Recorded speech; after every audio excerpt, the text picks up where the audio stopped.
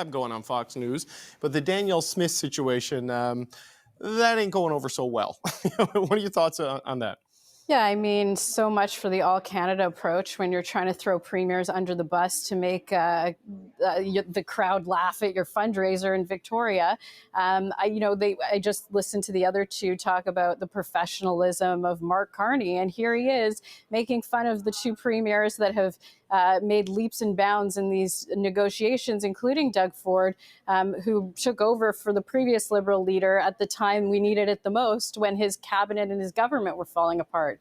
So I don't think that's a very good look for Mark Carney. But also going back to kind of what Jono was saying, today at the wildest day on the stock market, I want to juxtapose the two leaders. So we had Pierre Poilievre talking about resource development and growing the economy. We had Mark Carney out talking about building parks and free summer vacations in Canada's parks.